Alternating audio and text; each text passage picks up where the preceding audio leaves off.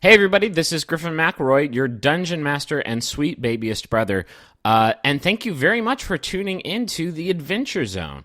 What you're about to hear is the pilot episode for the show. If you listen to My Brother and Me, you may have already heard it. It was our experimental D&D episode, an experiment that a lot of you really loved and told us that you wanted more of. So thank you so much for that outpouring of support. We really wanted to do more of this and release it as a show, and you guys definitely made it known that you wanted that too. So that is the plan. We are going to do this as a regular thing. The plan now is to do them bi-weekly. I think that's right. Every other week, every other Thursday, here on MaximumFun.org and on iTunes, you will be able to find new episodes of the show, and we're going to keep it going. So if you could do us a favor and tell any nerd friends that you might have that you think might enjoy the show about it and spread the word, leave a review on iTunes just to help us sort of get it going, we would, of course, really, really appreciate it. I've talked enough. It's time for the campaign to begin. So...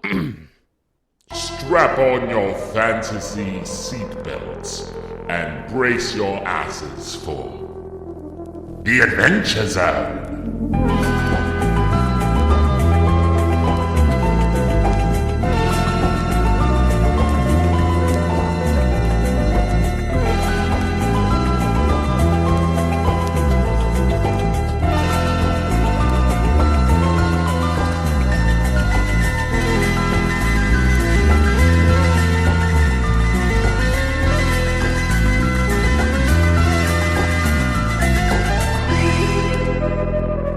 So you guys ready to make some dudes? Yeah.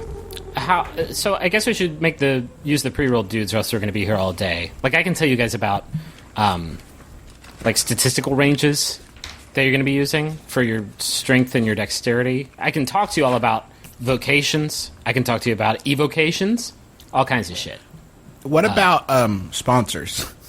I can talk about sponsorships. Basically, if you and a handsome teenager fall in love and played up, then you get you'll get potions that'll help you out. I should mention just off the bat that we are playing a Hunger Games role-playing game, and it's not an officially licensed product, but it's in my own division.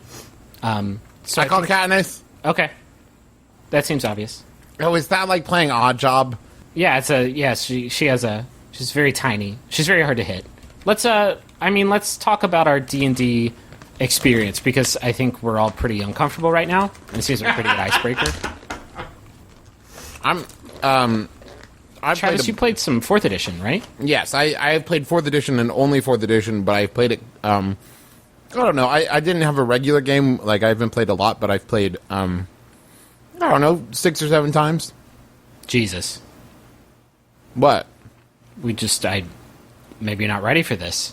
Well, maybe you're not ready for the D&D acumen that I played one time twice. Okay, so there's 2 times then. I've never played in my entire life. You're the biggest goddamn nerd I've ever met. I know, and how did this happen? I don't know. Was it something you actively avoided? Because that's what I did for a while, where Yeah. I just wasn't willing to take that step. I just never had anybody who was interested in it besides me. But you, came up in the Gygax era. Oh, yeah. You were in the... I've actually met Gygax. Did you really? Yeah, it's San Diego Con. A fucking awkward conversation. So what's your thing again? Dungeons and Dragons? That sounds really good. Can't wait to play it, Gary. I know of those ideas as separate entities. Keep plugging at it, Gare. You'll get them. there. You'll get there. Keep it up. Keep it up with your role-playing, James. I think for a lot of people, Dungeons and Dragons was the last bastion of nerddom, the nerdiest thing you could do. Yeah. And it was sort of like the fail-safe, emergency. Well, at least I don't play Dungeons and Dragons. But the good thing is now LARPing's a thing.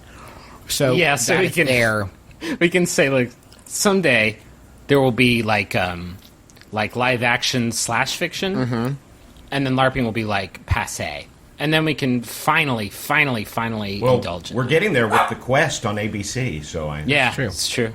Travis, I need you to make that dog. Is your dog playing? Is your dog playing? Yes, part of the adventure? She is Princess Buttercup. She's playing as my Direhound lady. Okay. I will. You will have a Direhound in, and if and when I decide that you've earned one. Do you remember how when you got Nessie, you had to like do chores and stuff to show you're responsible enough? I will give you a fake in-game dog, but you have to show me that you can take care of it and you can feed it and take. I rolled my own walkies. character and I wrote him a backstory. That's a step in the right direction, man. I have a name. So, well, let's talk about the classes we're playing. So we're only playing with 3 people, which is tiny. It's pitiful. We're gonna get just demolished. Yeah, you're gonna get wrecked. I'll be dungeon mastering, which I've never done. I actually did it once that's for Nirvana. a pickup game. What am I telling to Nirvana? 3 people is tiny. Sure, but you guys will be facing the horrors that I throw at you, and you'll be playing. I think we're keeping it pretty traditional, yeah. Yep. We got Travis. You're gonna be a fighter. I'm playing a human fighter named Magnus Burnsides. I love that. Magnus Burnsides? Correct. Is he? I mean, Magnus is that Greco-Roman in nature? Is he real historical fantasy? What's the deal? Yes, Magnus Burnsides is a real person that I base this on. Okay. I'm playing a wizard. Okay. His name is spelled Taako. So like take a. Talk. Well, I mean that it's. Is your 2A, wizard so it's- named? Are you naming your goddamn wizard Taco? His name is Taco. It's a family name. It's not pronounced. It's Is it short for something? Taco Bell. He's actually Taco the Lesser. my father, Taco the Bell. Great. Taco Supreme. Please, can it be Taco Bell? I live in a cabana. I guess it's okay, Justin, because like in the infinite world of fantasy I'm about to craft for you, maybe tacos don't exist already, and it's just in the traditional sense. Oh my God! A taco My whole goal is not realized. My goal It for doesn't this mean adventure anything. is to invent the taco. It's sure. Roll for salsa. You might need to roll for salsa. I don't know. You could take any number of checks. It could take a peppers check, a sauce check, a A consistency zesty check, a zestiness a check. freshness check, A soft or hard shell check. I love Conte it. check. I'm going to be so deep in game that your name's not even going to be ridiculous. What is a taco? Roll for zestiness. Roll for going and thinking outside the bun. Daddy, what do you? You're a cleric, right? I'm a dwarf cleric Okay, named Merle Highchurch, Merle. and that's Merle. See, that's a goddamn name. Put that. Yeah. I'm No, I'm just sorry. saying. Magnus Burnside. Magnus is a great name. I'm saying all 3. I'm saying we're batting 1,000 here with 3 great Justin, names, what was your race? including Taco. White. Why does it matter? No, it does actually matter for their statistical implications. High elf. I'm a high elf. Okay. Terrific. Do you have a last name, Taco? Supreme. The Wizard. No. It's actually. I'll give you Taco. It's actually I'll let you. taco again, but spelled differently. Taco. TAC. I do have a last name, but it's a secret that will only be revealed later in the adventure. That's power. I love it. So Merle, Taco, and Magnus. Sounds like the League on FX. No, it's fantastic.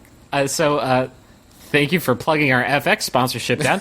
I was surprised that they would step in to support us, to give us that trust before we even started, but cool.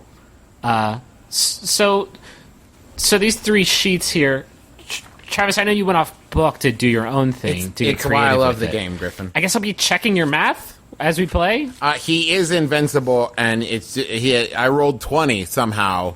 Okay. So he's level 20? So everything's 20s across the board. Oh, I see. He can't roll below a 20. He can't roll below. It's just a plus 20s on all of his skill checks. Interesting. And he has a magic sword that kills people in 1 hit. Okay. But the And only thing, Dire Hound. the only thing is that he's got a disease that will kill him in 15 minutes. That is correct. He's too beautiful. He's too perfect to live. His face is just one more hand. He can't see anything, can't smell anything. You would think that would factor into his name, but no. Well, Does his he have- parents didn't know he was going to have one more hand for a face when he was born. It was something to develop. I wrote a whole backstory about Okay. why he has a face for a hand. So, or a does hand he- for a face. Does he have sideburns? No, full beard. But Burnside. But just, I the figured- sideburns are twice as bushy as the rest of the beard. That's the weird look. Well, he started to have sideburns, and then he just stopped. Okay. You know what I mean? But he didn't trim them down. He let it grow out. I understand. But he carries a vanity mirror with him because someday he will decide to just take it back to the Sideburns, and he wants to be ready. I understand. So Magnus, I assume, is like ready to roll. I assume I'll be checking your math as we go along for any. Yes, cheating. I believe I have caught everything, and I'm ready to go. Okay. You want to give us like a brief overview of what he's all about? So he's a protection style fighter, okay, which means that he gets +2 while carrying a shield.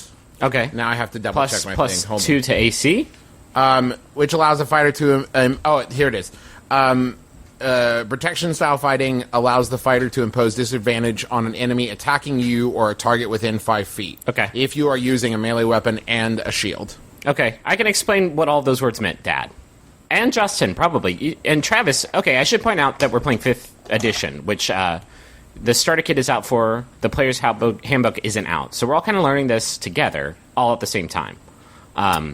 So I can explain some of those concepts to you as we go along, but that's basically you stand in the way of shit and you help people not get hit. I also my background is that of a carpenter who has become a folk hero.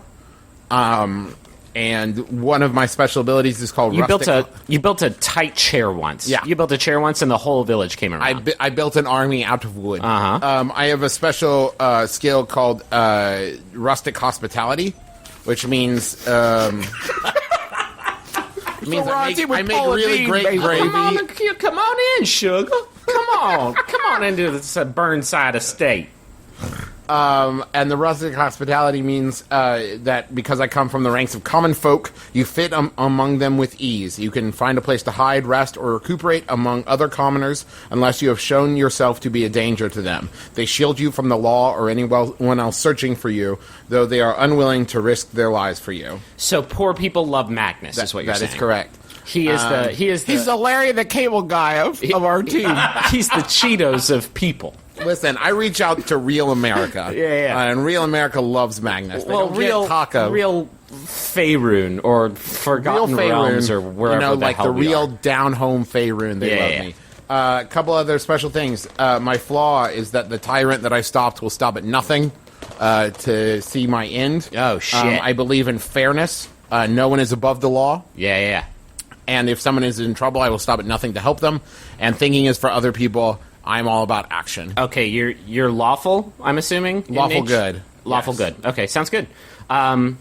Cool. Yeah, you sound pretty set up. So let's move on to Justin, because you, I think, have the next in order of experience. Because you played once. Because twice. you played once, which is infinity times more than Dad, 0. Right. Actually, mathematically speaking, that would still be 0. Hey, shut up, old man. We're playing I'm sorry games. about that. I love you. So We're playing games, not maths. I got Taco's wizard. Yeah.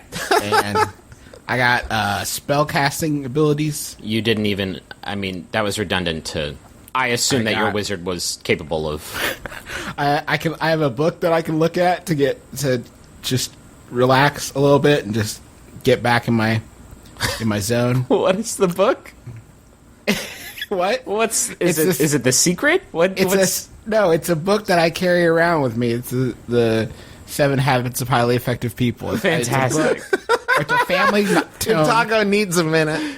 It's a record of my life's work so far, the 7 Habits of Highly Effective Elves, and I carry it around with me, and it helps me. Can I ask one or two of the habits? I imagine looking at trees is one of them. Yeah. Long hair. Managing one. Your flaxen do. Okay. Hacky I sack. dig it. Don't forget hacky Is sack. Hacky sack. Is that flavor, or does that have a mechanical context? It does have a mechanical effect. I can rest once per day and recover expended spell slots. Okay.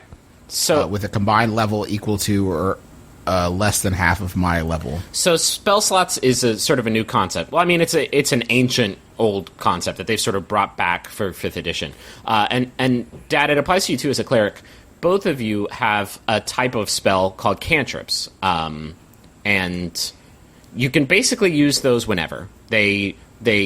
Some of them may carry a resource or component cost, but I'm not really concerned with maintaining that element of the role playing because I don't want to give you guys like in-game fake shopping lists for bat wings and shit. So these cantrips, you can do whenever you want, as many times as you want per day. So Justin, Taco should have a few written down there. I don't know if you want to go shopping around in the guide to switch those out, do some comparison shopping to find the spells that are right for you. There's some solid ones in there already. Mage Hand, it's basically telekinesis, essentially. You can pick shit up and move it around from a distance. Prestidigitation is sort of distracting spells, minor illusions. So how many do I and start stuff. with? You have 4 cantrips, and they're listed in that box, sort of in the middle there, of your character sheet. Okay. You've also got Ray of Frost, which is the one you'll most commonly use in combat, probably. It's a damaging Ray of Frost that you use to hurt and slow enemies. I have 2 first-level spell slots that I can use to cast my prepared spells. Right, so aside from your cantrips, if you're going to use at will at any time, you have this concept of spell slots. So of your list of spells that you have memorized, which if you look down at the spell book part of that box, Juice, they actually have picked some out for you already. Perfect. Which again, they're good. They're you got magic missile. You got magic missile. You got shield, which can protect you in a pinch. You got mage armor. You got which sleep if increases you're your having a AC. hard time catching some Z's. You got sleep if your doctor refuses to refill your Ambien prescription. Hey, that's not funny. It's, I suppose it's not. You got burning hands. You got the hits, right? But to use those, you'll have to expend a first-level spell slot because they are first-level spells. So you can only use them once. You could no. You can use each individual spell as many times as you want, but each time you do, you burn one of those spell slots. So you have 2 first-level spell slots, and when you use one of those spell slots, you burn one of those up, and then you can use one other thing from that first-level list, and then that will use another spell slot. And with your recovery, you can recover those on a short rest, which is any rest that takes like an hour. Basically, you can do that between fights.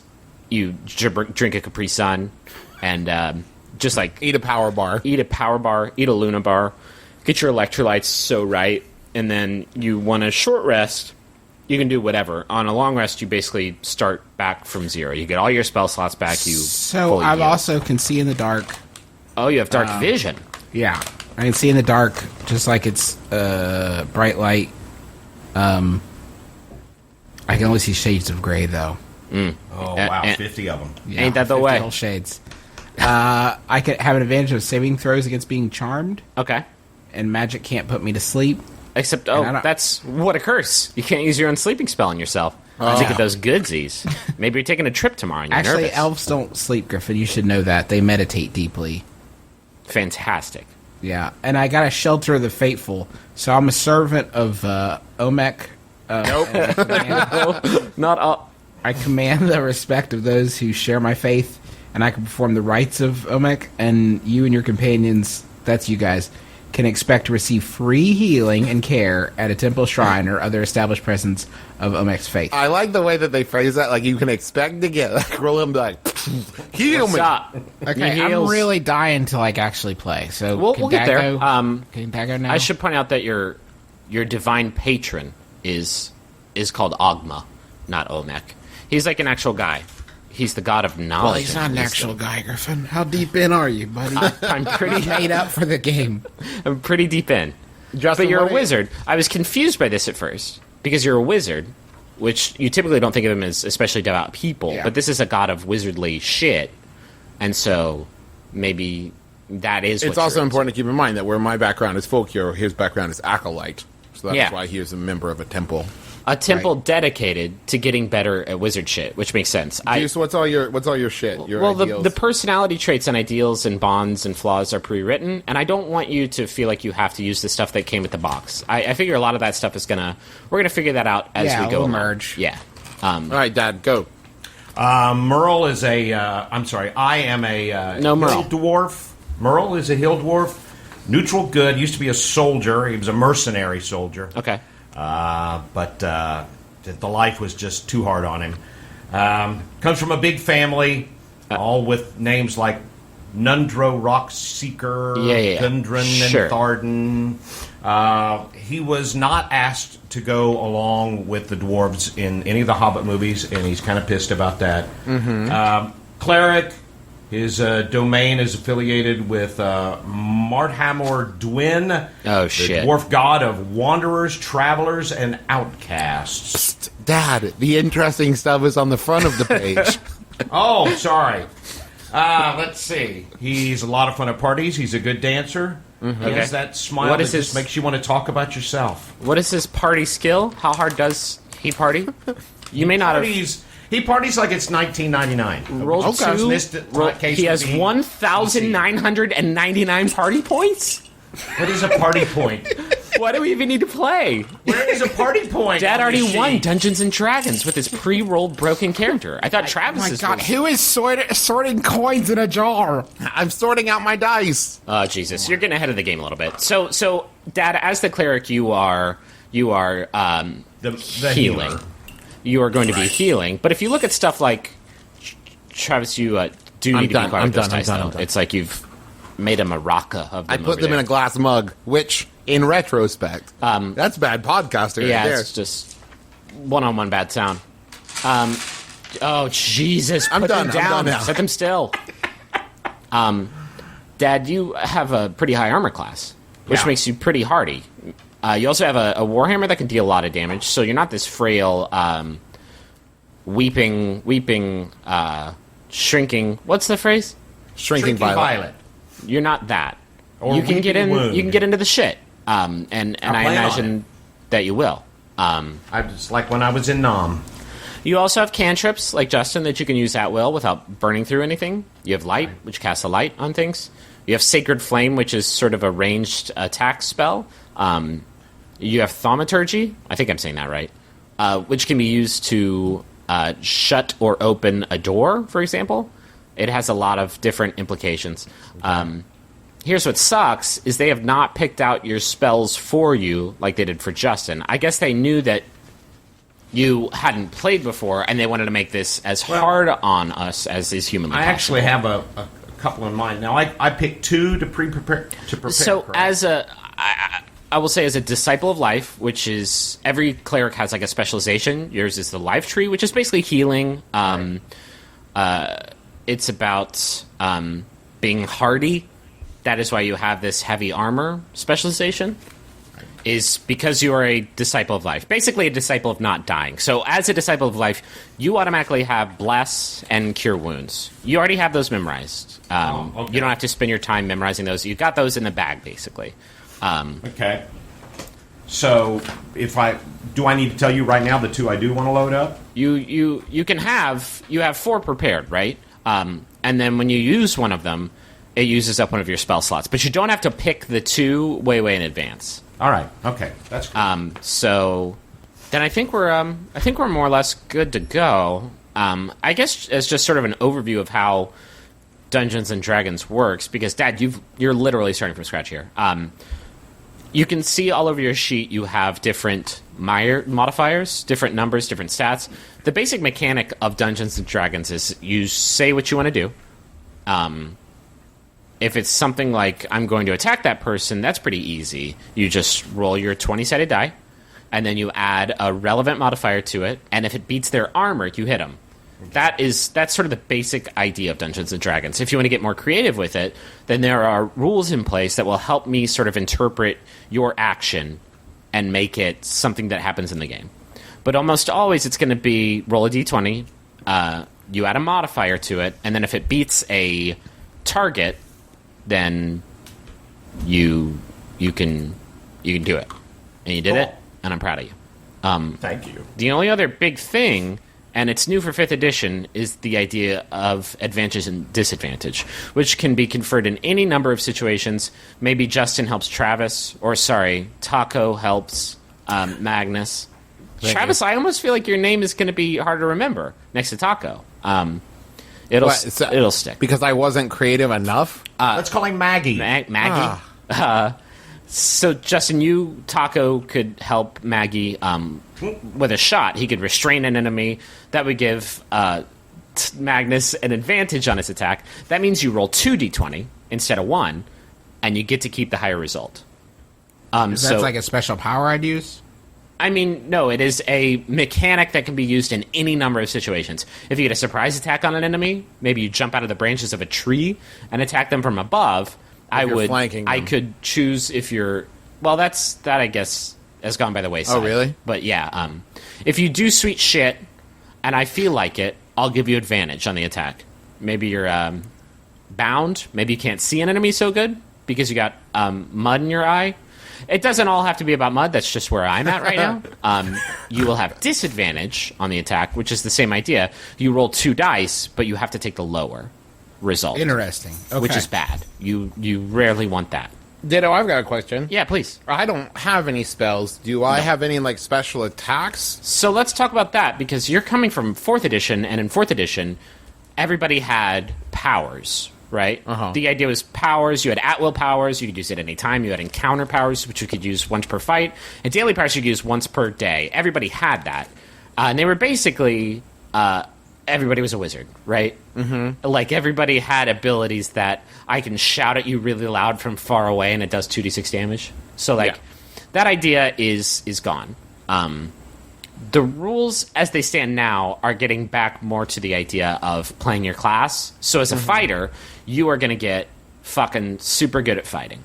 You are going to be able to fight and in a melee contest a lot better than these other 2 chumps here. So that's why my attack bonus is so high. Like, I have +5 to attack. Yeah.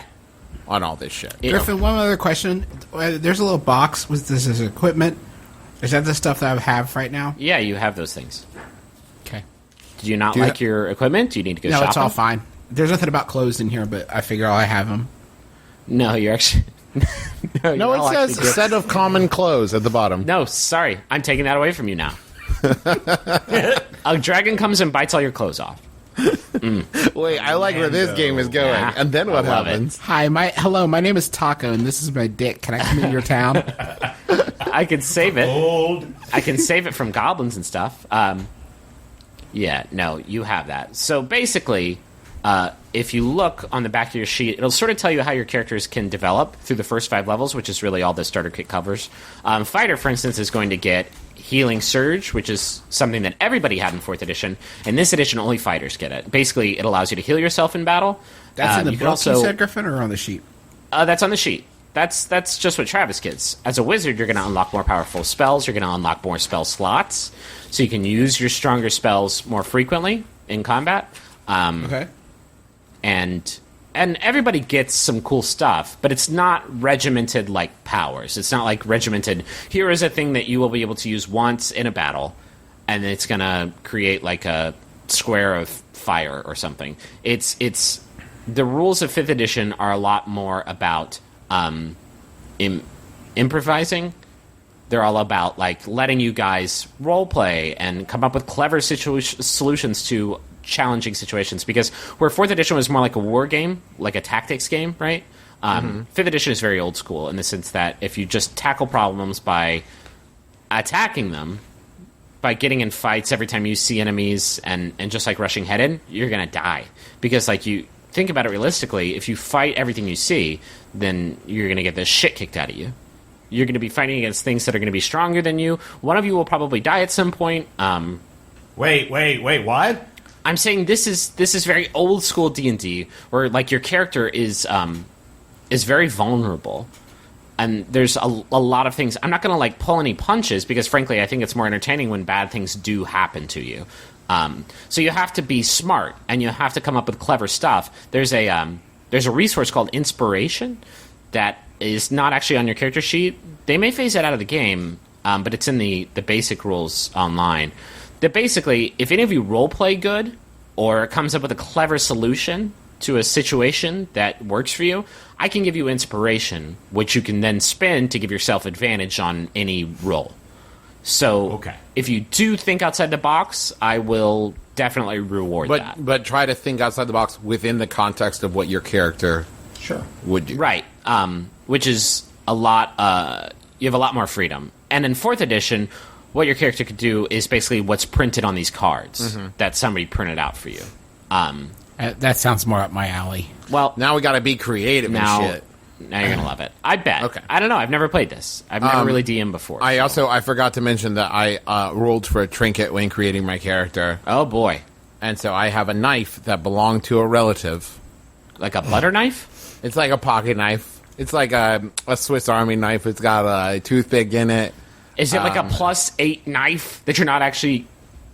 Well, You roll the like only 5 description D10s is on a it says hit? when you make your character, you can roll once on the trinkets table to gain a trinket, a simple item lightly touched by mystery. No, it's not lightly touched by killer magic though. No, I don't think. No, I don't think that my thing has any magic in it. Well, so thanks much for as it's stopping just the a flow of tiny the pocket. podcast to let us know that you have a shitty knife. It's gonna come back into play. I think as we build the story and the character, my tiny knife will come back. just I'm gonna saying. force him to sell it to pawn his Peepum's knife to buy me out of if jail. if a fucking skeleton rips your arms off, you're not going to be like, but then a dragon comes out of my knife and it was there the whole time and he loves me.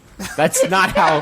That's not how. and he sews my arms back on. Man, why didn't I name myself Peepums? Oh god. Well, Oh, too late. All right, All right. is this the game? Are you guys ready? yeah, this is the game. We won. I'm going to take you all into the infinite fucking imagosphere here. Are you ready?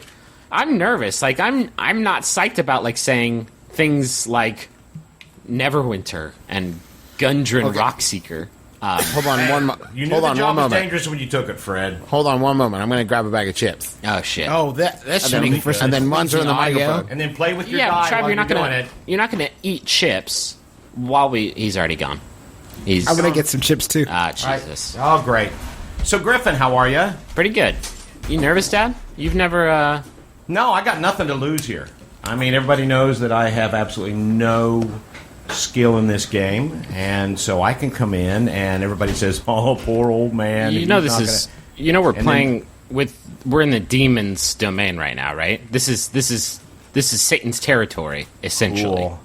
I will draw upon my years of reading doorstopper fantasy books and Yeah. I honestly believe that Dad is going to be the best one at this game. I mean, skill, you got to roll a dice and not blow it. Yeah. It's really hard to, like, get skill at rolling a dice better. Travis, I've just realized I can't see what dice you roll.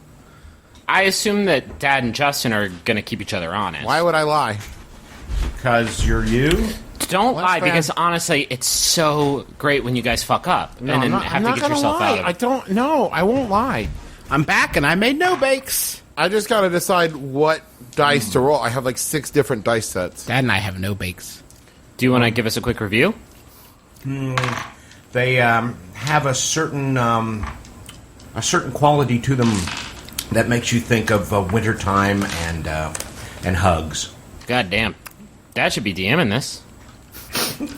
All right. I wish you knew anything about this, so Okay, you let's could do take this. this responsibility from. I'm just saying I want to have fun. I I'm believe not. in you, Griffin. I'm just saying I'm not going to have fun playing D&D. Well, that's all right. As long as Sounds like a good way to start. Cool. So if you guys step in the Imagosphere here, Okay. that's I didn't know sound. we would do sound effects. Yeah, no, it's hovering.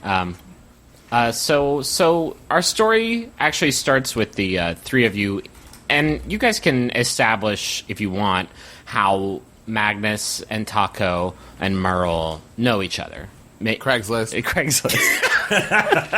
Which is actually a list that a gnome named Craig puts up on a tree every day. At a tavern, perhaps. Want to make friends? Join my list. Pin thy name here. M for M. I've got a huge. I've got a hungry butt over here, looking for a young stud, a young dryad. Fantastic. Dryads down to clown? So you find each other on Craigslist. Maybe you've been doing some odd jobs around. The economy's in the shitter, and you have a hard time doing work that does not involve goblins and or skeletons. Travis, your carpentry is... Nobody wants chairs nowadays. People are more into iron rot things. You know, iron's going to go out. Yeah. Go out of fashion. People will be back into wicker. Bronze Age has got to end sometime, right? Mm-hmm. And then it's going to get retro back into wood. So the 3 of you have done a few jobs together, probably. Over drinks one night with Merle's cousin, whose name is... Shit. his name is Gundren Rockseeker, who I assumed is just named that so you know from the start here that we are now playing Dungeons and Dragons. His name is Steve Smith. These names are out of control. I may eventually shed the booklet I'm going out of, which I'm really hoping you guys didn't read because I bought all of you starter kits. And you could have just cheated and read ahead in this adventure. Gundren Rockseeker comes to you guys in a bar. Maybe you've had a few drinks, maybe not. I don't want to make assumptions. Maybe you're all straight edge. Maybe you don't like to. Magnus has had about 6 ciders. 6. But he can hold his Regular own. I mean, it's apple pretty cider weak version? as Okay. ciders go, like 3.2. We know that Merle possesses nearly 2,000 party points. So I imagine he's been crushing it. He's the Andrew WK of D&D. You're right. Over cider, he talks to you guys about an exciting opportunity. He seems pretty straight-laced. He seems like he's not giving you no bullshit. And he promises, in a low dwarven grumble, which I'm not going to do, that Do it or I walk. Griffin, it's not fun if you don't do the voice. he says, Seriously, I'm going to do a voice. There you go. he says that Wait, hold on. No, that's how he sounds. You were interpreting these low grunts. Basically, sling blade. taters. I'm glad we're gonna go looking for rocks. You interpret from his sling blade-esque grunts that he has to offer you what he calls the last job you'll ever need to take, which you take at face value to mean riches, and not that you'll die. Not that you'll be murdered on this journey. But first he wants to know, maybe he's doing it as a favor to you, Merle. Maybe he knows that you've had some hard times lately. And The religion business is not good. no, people are not crazy about fantasy Jesus. I forget, who's your god? Oh, that would be Marthammer Dwin, I'm just going to go with Dwayne. which is Portuguese for Jesus. But before he will let you into this exciting opportunity that you tried to press him on and he refused to tell you any more about, he basically wants to audition you to see if you are capable of handling... So is this like two contrasting monologues, or? Yeah, he wants one that shows excitement, one that shows impotent rage. No, he wants... And a 2-minute song. He was thinking more along the lines of slaying, protecting, guidance, adventuring, essentially. Excellent. So he has asked the three of you to escort a supply wagon from the town of Neverwinter, where the three of you are currently held up, to the town of Phandalin, which none of you have actually been to, but maybe you know a thing or two about it. If you want, you can make a history check to see if you know anything about it. And since this is your first check, I guess I'll explain how that works. If you look on your sheet, you'll see history stat there in the skills. So you roll yourself a d20. Mine is +0 because I'm not very intelligent. It's actually a wisdom-based roll. So History? basically all those... Yeah, history is a wisdom. No, I'm sorry, that is intellect. You're right. Can I roll? Everybody can Let roll, me roll. sure. I got 12. I got an 18. 18 raw? Yeah. Dad, you want to... Merle, you want to give it a shot? I got a 9. You rolled a 9, or with your... My modifier is 0. This on is our history. first roll in our this magical fantasy world, and we're basically using it to fucking map quest something. We're basically using it to Yelp Siri, this shitty tell me town. about Fall Adwin. It's Phandalin. Whatever. You guys might want to get some notebook I wrote paper it out. down. Oh, I you wrote it did. down. Fantastic. So did Dad. So, Travis, you know, given that you're pretty goddamn dumb, Thank you. you still know, which the other two should be ashamed that they couldn't pull this out, that Phandalin is an old mining town that used to be very, very prosperous. They had a very productive motherlode operation going on there. But the town was ransacked by... Do we know what they were mining? Actually, they were mining magical ores. They found a deep magical vein within the earth, and sort of the creation of magical items and the mining of ores that could be used inside those items sort of turned it into a extremely profitable town very, very quickly. But it was basically destroyed by a wave of orcs that swept over the land. It's on the up and up now. It's sort of being So the vein is rebuilt. still there, right? The vein of magic It ore is is still there. long since been lost. This was long ago. They don't have that economy anymore, but the town is being rebuilt by enterprising individuals. It's more rugged. Imagine like Deadwood, but shittier. Shittier than Deadwood, which already wasn't super great. Got it. And Gundren. And the name of that town one more time was Phandalin. Phandalin. Gundren seems to have a vested interest, him and his family. His immediate family. Merle, you aren't so involved in Phandalin's reconstruction, but Gundren seems very invested in that town and its growth. So he has asked you to basically bring a supply run from Neverwinter to Phandalin. It's about a 2-3 day ride on a wagon. Is he expecting trouble? No, not really. Well, he's going to get it. Well, you don't. No, he's giving us the He's- job. He's giving you a job right now. Yeah. And Listen not a good up. employee. Listen up, Merle. he has asked you basically to transport a wagon full of goods, maybe a few of his personal effects, from Neverwinter to Phandalin.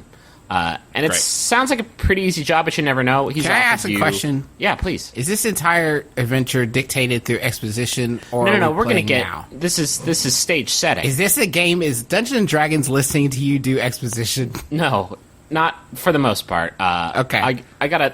This is me planting this seed. I've actually already planted the seed, and now I have to cover it in soil and nurture it for a bit, and then I'm just gonna blow on it, and that's it. Okay. I That's do my know, final Justin, touch. for my limited amount, what always makes D&D better is questioning how long it's taking. Yeah. He has offered you 10 gold pieces a piece. Each? Yes. Nice.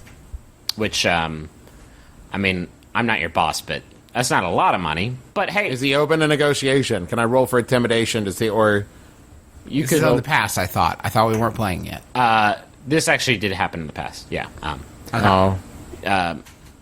Payment on arrival, maybe you can try and negotiate. But yeah, he has offered you to do this supply run. The payment's not great, but the promise that the last job you'll ever need to do certainly did it for you. So Gotcha. you're all on the road. This is where we find our heroes right now. Am I driving the cart? Because I have proficiency in vehicles. Do you really? I do. Okay. You can be driving the car. So you can say that it's basically like a covered Conestoga wagon, covered by a canvas tarp over it, and led by 2 oxen. That Did he give us a map? you have a map. Yeah, Do we know how long of a ride it is? it'll be about 2 days. Okay. There's a lot of like game shit about having to stop and forage and how much money are you spending on food, but I hate all that stuff. No, like F I'm that F. gonna leave Is it out. he along with us? Is So it just the three of Gundren us? is actually going up ahead of you guys Okay. with a fighter escort named Sildar Hallwinter, whom you've never met. He was not actually at the tavern last Mixer. night. He was not at the wine mixer where you guys. And his name one more time? Sildar Hallwinter. Yeah, It sounds disgusting. I'm Barry just going to call him silly. Barry Blue Jeans. I can call. but That's they're- what I'm saying. This is our game. We can do whatever we want. I can start calling these creeps Barry Blue Jeans and. You're good. Okay. Okay, I'll leave because that up to Sildar you. Hallwinter Hallwinter does not stick in my head, but Barry Blue Jeans I'll never... Okay. Barry Blue Jeans is it. That's his name now. So when you say they're up ahead, like a day ahead, 20 yards ahead... He left that night. You guys are taking off in the morning, about a half day ahead. He's very excited to get there, so he bounced. He took off. Did I bring the ingredients to create what people of our realm would refer to as a taco? There's a problem. There's no cultured milk at this point in the world. You're gonna have a hard time with a sour cream. All right. Once you can crack that fucking riddle, man, I'll give it to you. I will shower you with riches as the taco magnate. Okay, got Cast it. lactose intolerant. Okay. Did we bring food? Yeah, food. You have food. Don't worry about it. Okay. We eat the oxen. You eat the oxen. No, don't do that. I mean, it's funny. You guys are traveling with a lot of general store goods, maybe a bunch of parcels of light leather armor, some tiny, almost like blasting caps, like powder kegs. Are they ours, or are we just like hitching a ride? They are what you're taking to a storefront in Phandalin called Barthen's Provisions. And upon receipt, they will give you your payment. But you got those... you get some armor, some blasting caps, some food. Basically... Wait, is this the gig we're doing for 10 gold apiece? Yeah. Just dropping off some supplies? Well, traveling with it. And we arrive safely, and we've you've done got a successful adventure. Well, not Everyone yet. gets 2,000. Okay. There's a small leather chest that you're traveling with that belongs to Gundren. Also traveling with you is Gundren's pet dog, who is... A dire hound? no, it's a bulldog, tiny bulldog, not... doesn't look especially threatening, doesn't look scrappy. Sorry, Travis. It's the ugliest dog you've ever seen. It's basically two butts with some legs in the middle there. It's basically butts all over. Like a reverse cat dog. Yeah. It has been pretty tame on your journey, sleeping most of the time among the provisions. But yeah, Does the bulldog have a name? the bulldog's name is Ruby. Just made that up. Got it. You're such a good DM. Thank you. The dog's name is Ruby. Okay. So you have a lot of stuff that you are traveling with. You so much so that you couldn't really take it and get out and walk. But that doesn't matter because you have this oxen-led wagon. You can establish where you guys are on this wagon. Maybe one of you is keeping a lookout from the rear. Maybe one of you is riding on top like Teen Wolf. I'm in the back with the goods. Okay. And I'm driving. Are you getting high on your own supply, or are you maybe eating an apple? Maybe eating an apple you shouldn't be eating? Not yet. Okay. All right. Travis, you're driving the oxen, Yes. you said? With Okay. my vehicle proficiency, I'm driving quite well. I don't know how to interpret vehicle proficiency. Everyone is I'm not very gonna, impressed. You're not how gonna. well I'm driving. You're not gonna hit a fucking ramp with your. Listen, we got to get away from Boss Hog. I'm the guy you want at the front of the sure, wagon. he does. Merle, where are you? What are you doing? I What's am your seat? probably studying my cantrips. Okay. Just Preparing. You Well, mean, I'm- just say masturbating, Dad. I'm deep in thought. Don't come in, Mom. I'm studying my kid. Because something about this whole thing stinks to me. I've never Why, liked Gundren, and I think there's something up. I guess, like, why can't he do both? Why can't he masturbate and also cast ethereal light? I don't onto see a things? role for that. Yeah. Roll to masturbate. I guess Let's do. Sleight of hand. Yeah. Hey, listen. Can I do things yet? Yeah, so you guys have just made the brunt of the journey about a day and a half after leaving Neverwinter. You've basically turned off the high road that connects the major cities on the coast. You've taken the off-ramp that will lead you to Phandalin, and things definitely are not as well maintained. A lot of potholes. Don't worry, I got not a lot this. of great infrastructure. So as you're traveling a few, let's say about 30, 40 miles out from Phandalin, I want you all to make a perception check, which you can see the modifier there. I will explain what this is for people who aren't listening. Basically, all the skills have a defining I rolled a attribute critical next 20. to it. Oh, shit. So you did very well.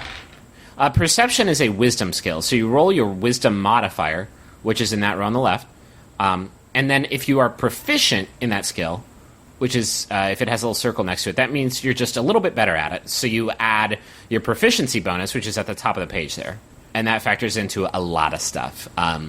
Spellcasting, attacking. Your proficiency bonus plays a hand in a lot of rolls that I've you got make. So a total. Yeah. And Merle? Wow. 6. And what'd you I get, got a Travis? crit 20, says 23. 23. Okay, you see the shit out of everything.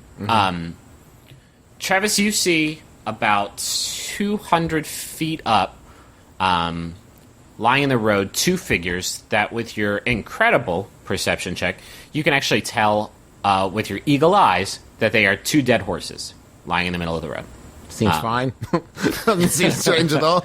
As the driver of the wagon, you can, I guess, Yeah, decide. I'm going to stop the wagon. Okay, just bring it to a stop. And About I 200 feet motion silently to get the attention of Merle and Taco and kind of pull them up towards the front of the wagon. Okay. You have a few moments there where you warn them that shit has gone south. I'll use that same perception check. You notice a few figures crouching in a part of the shaded wood. Do they sort of seem off to have the side of noticed the road. us? Like, are we in bright sunlight? You know, They have actually noticed you, and two of them are charging your wagon as you speak. So, because you noticed them, they did not get a surprise round on you, which would have been very, very bad. But I do need all of you to roll initiative. Yay!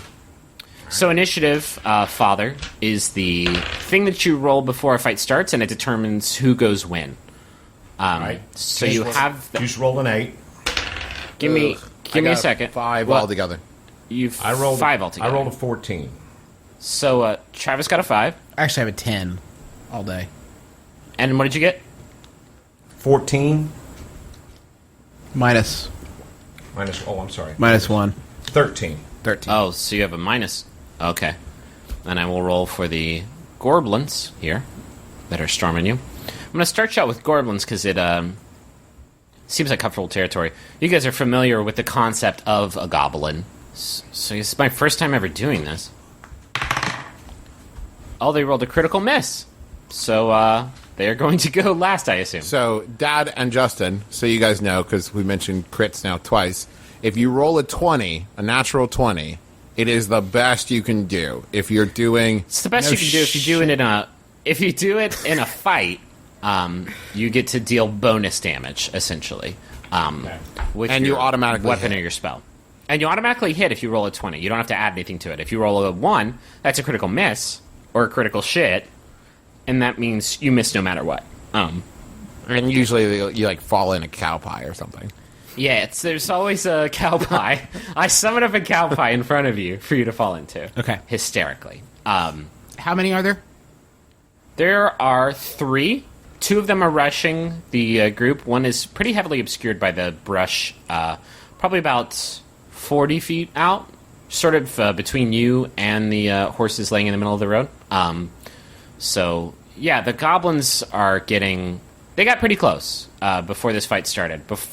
They moved... Before anybody moves or takes any actions, we will start at the top of the order, which is Dad, Merle. So if you look inside of the rule book that came with the starter kit, I don't know if you have that in front of you or anything, it has a list of actions you can do. Okay.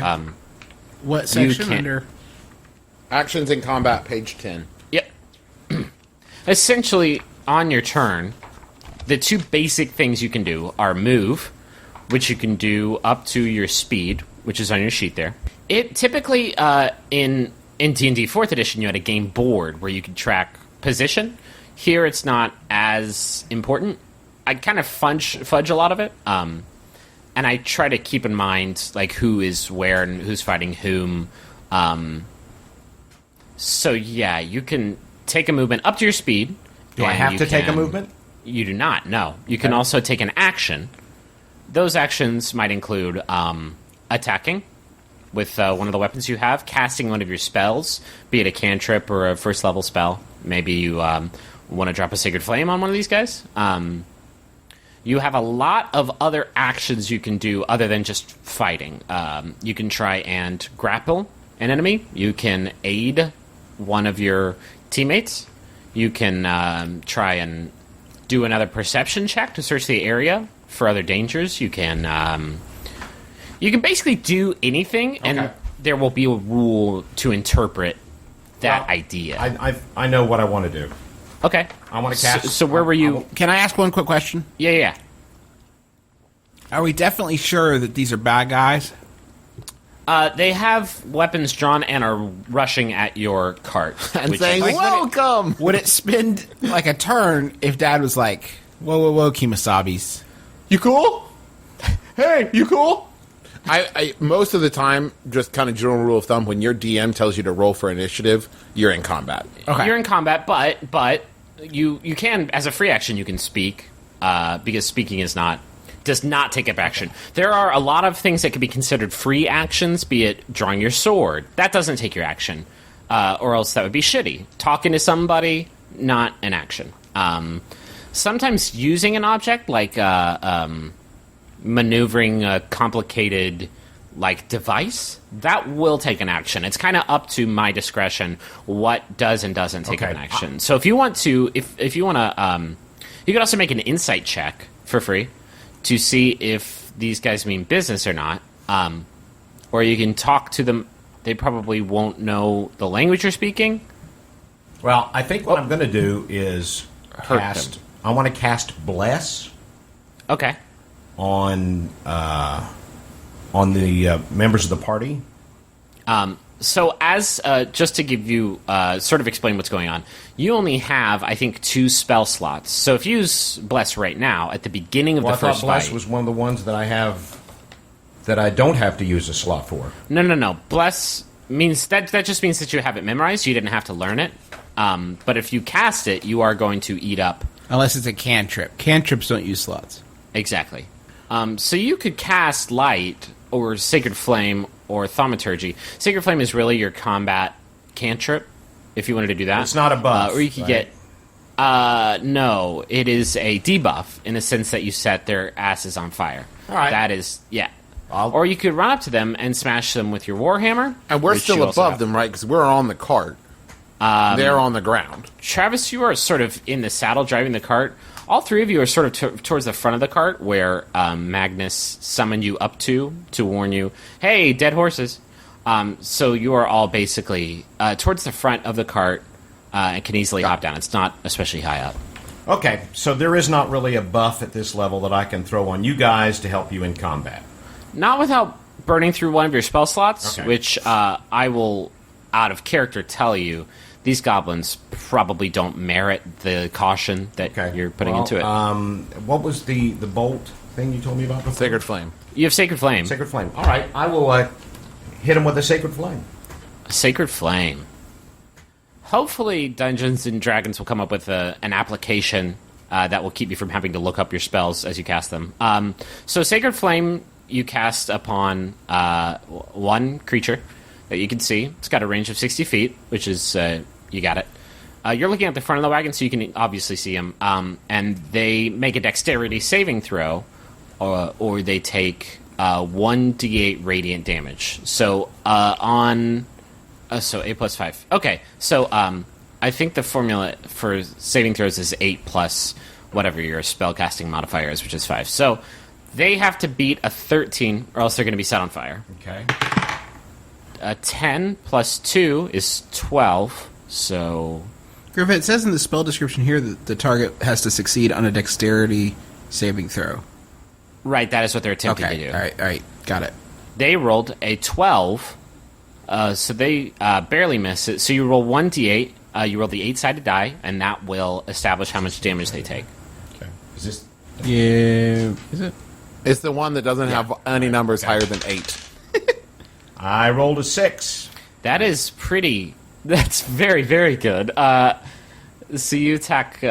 you launch some fire onto the goblin closest to the wagon, and with that, he looks like upon death's door. And the other goblin that you can see, the one that's not in the brush somewhere, just sort of stops in his tracks and is like, "Ah, shit."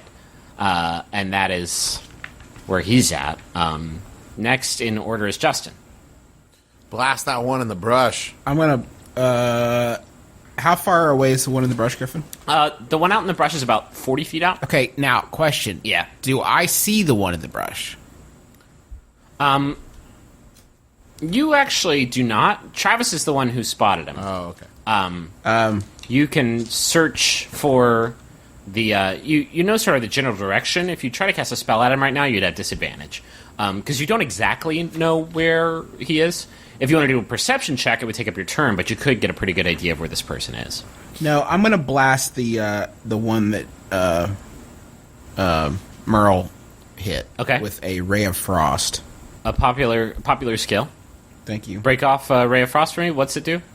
It's a frigid beam of blue-white light streaks towards a creature within range. You make a ranged spell attack against the target. Gotcha. Your attack Okay. bonus when you make an attack with a spell is +5. So you roll you against their AC. All right, so they need a. So when I did mine last time, I should have added 5.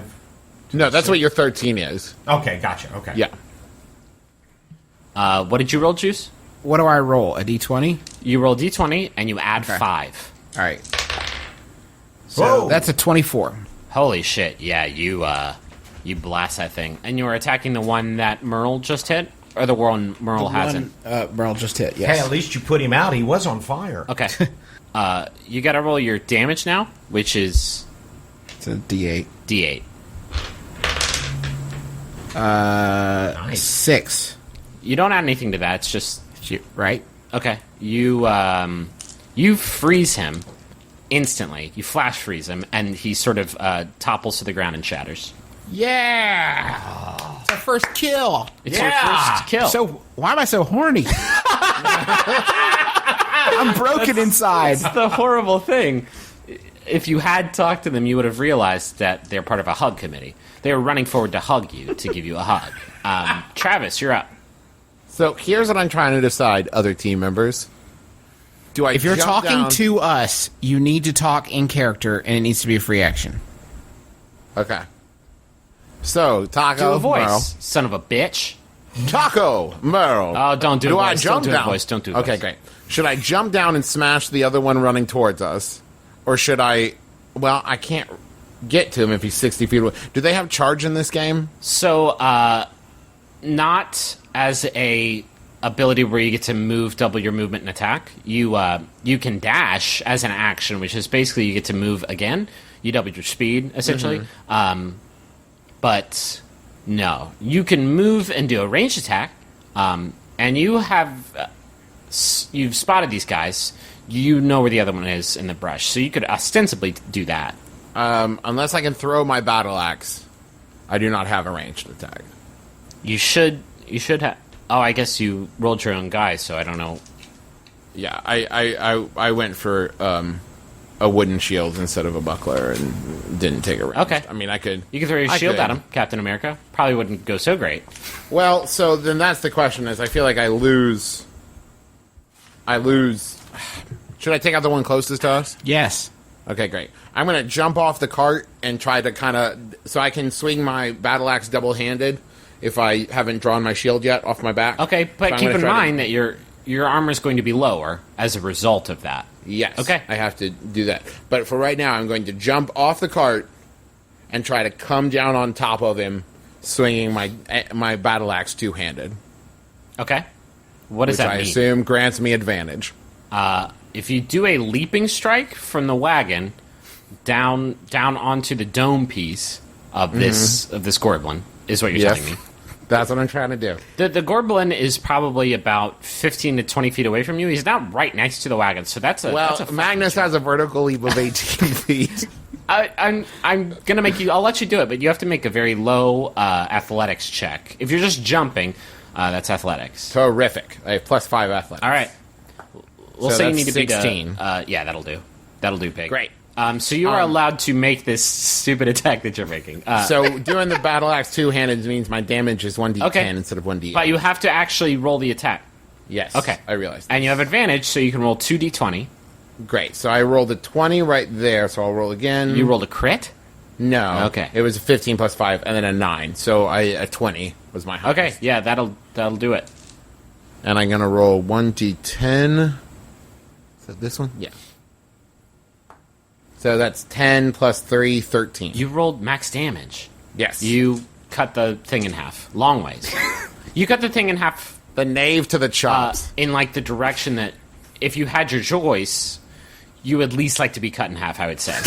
Got it. You have the least survivable halving that could possibly be conceived. So you guys are moving through this much faster than I thought you would. Shit. So the other goblin that's out in the brush pops up almost like, yeah, guys, get him. Oh, no, God, no. He sees... my friends. He says, wait, I thought there were only 2 Gerblins out there. Why are there 3 over there? Oh, Jesus, Jerry, no. He just had a kid. He is Jerry. he is horrified, and draws a what does he draw? Draws a short bow, and takes an arrow out of his quiver and seems to fidget with it for a bit, and then you see him light the arrow on fire, and launch it in crap. the direction of, we'll say Magnus, since you are actually, who's still on the wagon? Both of them are still Merle on the and wagon. Taco are still on. I fell off the wagon. Let's say he launches it at Taco. So he makes a range attack. He rolls a 5 plus 5, which is... plus 4. 5 plus 4 is 9, which I assume is not going to do it. Doesn't do it. So, Justin, that would be against your armor class. That would be which is against your armor 12. class. What is your AC, Juice? 12. Yeah. So 9 doesn't cut it. It sort of twangs into the side of the canvas of the wagon instead. Oh no! Is it setting our canvas on fire? It has actually begun to set the canvas on fire, and it almost seems like he's satisfied with that result. And as you guys are distracted by the flames, he turns around and starts to hoof it. His speed is 30 feet, so he gets a pretty good distance into the brush. So he's how far away from the wagon? He was 40 feet away when you started your turn, and then he moved in a little bit to see how terrible things were, and then ran off. So I'll say about 50 feet away and moving into the brush.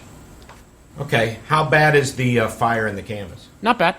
Fire in the canvas! I mean, not bad yet. You know, historically, canvas is a very burnable material. Right. So it could get relatively rough. I'll take care of it really because I fast. got no distance. That was his turn, and we're back to the order, top of the order, Merle. I'm going to leave the fire up to somebody else and throw my hand axe. You're going to move in the direction of... Can I move before I throw? Yeah, sure. You can swing your move up. You can move Okay. however you want. You can move 10 feet and do Right, an I attack have a and do the maximum rest. of 25 feet. Okay, so I'm gonna move- from the wagon, you get about half distance to where he is. You are throwing your hand axe into some brush. So he's going to have a partial cover, which basically means his Okay. AC is going to be improved.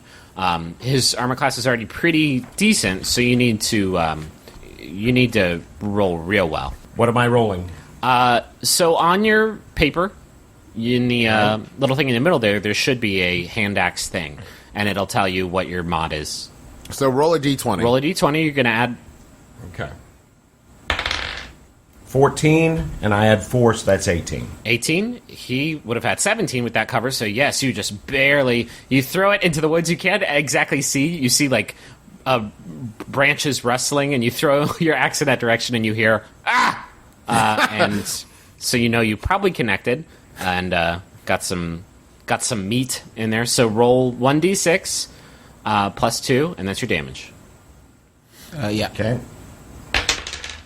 Whoa. It's a 6 plus 2 is 8. After you hear that, you don't hear anything ever again from that guy. He never makes another sound ever again. At which point we quickly put out the fire. Yeah, it is so Wait, small. I was going to use prestidigitation on it. Okay. Justin uses his prestidigitation. Taco maybe says a magic word. Maybe says... I have the maybe- ability to instantly light or snuff out a candle, torch, or small campfire, so I think that'll work here. Yes, definitely. It's not bigger than a small campfire, so... Do you say some tight shit when you... Yes. Yeah, say the incantation. He certainly does. Yo quiero! You can't... That can't be his... Yo He says, I want. I want. I don't think, like... Can you do me a favor and look at... I believe it's your other proficiencies in languages section, Okay. and what it says under there. I'm looking at his. It does in fact say Yokiero. You guys just won your first fight with fucking a plum. 1 kill each. Yeah, you didn't take a lick of damage. Hey, let's search these fools. Yeah, I want to go search them. I don't know how to do that. Is there anything on the goblins? You're not allowed to search. Let's search them. Well, one broke into 1,000 pieces. One's half, so he's covered with goo. The ice, Can't gonna find check the his other one in the pocket. weeds. the ice I'm not one's probably a proud, man. non-starter, but Don't you think we ought to check on Gundren and Silly One of Sally? them. Oh shit! One of them actually has a collection of small coins, coppers, silvers They have a lot of them, though, which equals out to about 20 gold pieces, which you can split up however you want. Well, for right I now, will I'll leave the just go currency ahead up and to- hold on to it. Sure. We'll split it up once we get No, there. I should think. Trust the cleric. I'm the religious one. Okay, how about we each get...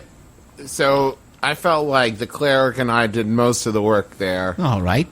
Listen, let's. Here's what I suggest. We each take 6. We put the rest into a pool that we'll split later. Good idea. Okay, every time one of us dies, we'll add 5 more into it. Excellent. Last one alive gets So it. we'll just take 6. So it's a tontine. Okay. Excellent. Yeah, that's what you find on them. Yay, Looking us! yeah, you guys did great. Yeah, we did it. Hold. Wait. What are you doing? My dad was stuck to the chair. Stuck to the chair. Oh, Well, boy. okay, he unplugged his headphones too. What are you doing? Just getting up. Why were you We're so getting up? excited. You're I was plugged gonna in. dance. Oh no! He's gonna Podcast do- is not he's an gonna do inherently celebration. visual medium. Dance on our Murder podcast. dance. Murder dance. And I was gonna Okay. do this last shrimp. Oh, now he's gonna eat my shrimp. I'm in hell. This is the worst game ever. All right, now what do we do? You tell me. I'm done telling you what you I want to did find last out what's up with those horses. We gotta I go think that- check. Okay, We can gotta we go check can on we the other please two guys. figure out some sort of order to this? Because I feel right now we're all just shouting. So can we take turns? I feel that that Merle may be right, and we need to check on the horses and see if we can find any indication that those were Guntrans and buried blue jeans. Okay. The horses are covered in well, not covered. They have a few obviously mortal holes in them, arrow holes. You recognize them as. But somebody's taking the arrows back from a very prudent archer. dead? They are They're dead. not asleep. Oh, by the way, can I grab that short bow from that dude so I can actually have a ranged weapon? You can. It's not great. That's fine. It's better than what I It's got now, not which a is great nothing. short bow. If you want to look at the guide and see how short bows work, you can go for that. Travis is a good looter. You are. Yeah. I'll also assume that there was a quiver of arrows you can use. Make sure that you pay attention to whether or not you're proficient in arrow bows. I assume you are. I think fighters are typically pretty good at just weapons. Yeah, I'm in general. proficient at all martial and common weapon or simple weapons. These were that was sort of the crown jewel of the weapons they were using. The other two didn't have longbows. They basically had shitty swords that aren't worth your time. Do I need to go recover the hand axe? I will just assume that you did. Okay. Unless something it. happens to you where, like, you are spirited away somehow before the end of the fight, you recover all of your arrows and weapons and stuff like that. Again, that's like another D&D thing of, like, I don't want you to have to go in town and be like, welp, off to the arrow store, because that sucks. Although some people that would work. That's what some play people for, do it yeah. that way. It's just not what I'm into. Okay. So yeah, you got these 2 horses. They are dead as shit. There are a few empty bags and containers lying around. Are they cold? The horses, Yeah. they are actually a little bit warm. This was not a. Okay. This did not happen last night. As soon as they left, you assume maybe they made camp after leaving the tavern last night, and this may have happened within a matter of hours. And in fact, why don't you guys make an investigation check if you want, and I can tell you what you can discern. So I'll explain the difference between investigation and perception. Perception is basically when you can't see something and you are trying to find out if something is there. That's perception. If you know something's there and you want to know more about it, that's investigation. I rolled a 2. I can't find my own buckle. You're like, Wow. You like look at these big dead dogs. I could see it from far away, and then I knew nothing yeah, about it. 17. 17 investigation. Okay, Merle. Wow. What do I add to it, Justin? The investigation number next to investigation. Okay, right there. so I rolled an 11. Okay. Merle and Magnus, you are sort of clueless. You notice the horses are very sad about them. Justin, among the containers, you notice an empty map container. Maybe a tube that a roll of parchment could be secured inside, or what you might ship a poster in, but fantasy-like. Which you actually recognize from the tavern last night as something that Gundren did have on him at the tavern. It's been uncapped, uncorked. It is empty. Okay. But you do take it to mean that these 2 horses did belong to Gundren and Barry Blue. Now, I'm sorry, didn't Gungeon give us his map? No, he didn't. He didn't give you his. This was a different map. This was not a map that it's a map that not a map that gets you from Phandalin to Neverwinter. That map doesn't deserve a container. That's a shitty map. That's a dumb map of a route that anybody should know. So this may be the map to this lost ore mine. Possibly. I think it's playing into my suspicions that Yeah, I he's think he trying had to pull ulterior something over. motives. He had something else going on. A map, So cartographically based shenanigans is what you're Do saying. we see anything as far as like any other is there any indication that they were also killed here? Make a perception check, looking for, I don't know, blood or viscera. 23. I need you guys. I rolled a 1. Okay. Yeah, 8, 20, 23? 23. Justin rolled a 23. Y'all gotta make these checks so much faster. Dad and Justin are sharing a dice. Can we just assume that if I got 23, then like... Yeah. They. Okay. So Taco, you don't see any blood or anything on the ground. I mean, there is a lot of horse blood, and it's really hard to tell. I mean, obviously, it's more beautiful than human blood, more perfect. Silvery. It's silvery, but you don't see a lot of like. There's not a Sildar-shaped pool of blood on the ground. Got it. Where maybe he was dissolved. Can You I do make an notice- observation? Yeah. I think it's wonderful that you continue the Mabimban tradition of killing horses. I didn't do it. on this show. I didn't do it. Gerblins did it. Okay.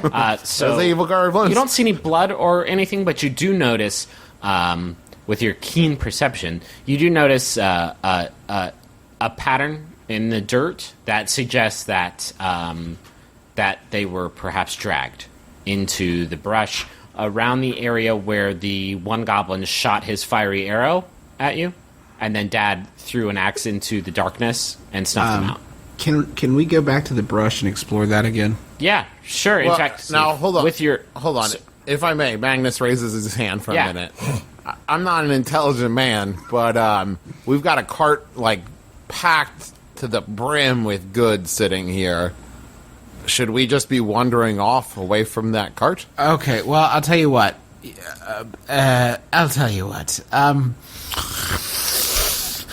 Magnus, you stay with the cart. With Yeah, my that's good. I'm the only one that superior- can like deal damage. So it's fine. superior perception. I'll investigate the brush. You could also hide your cart in the brush. Sounds like quite the production. No, Yeah. I like my plan. now you're Andrew Lloyd splitting up. Webber. I will also say that splitting up the party is Okay, the leading. we'll cover it up with some branches. leading I use cause- my Wait, nature's- Wait.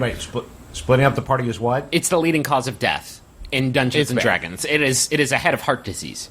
It's I will say that I use my vehicle proficiency to hide. yeah, the sure, I'll buy vehicle. that. Yeah, maybe you take it down the path a little bit. It's We bury the goods. you take it into the hole in the brush that you can see the drag marks in going through, and you sort of park it in the brush in a way that Oxen, keep an eye on the cart. it is fully covered from the road. Right. So you are you have more or less secured the wagon. Let's head in the brush. Headlong.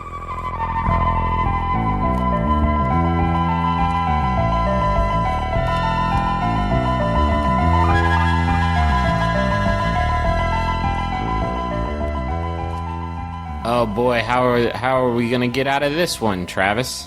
Well, it seems like them McElroy boys are at it again. They're stuck in a real pickle trap.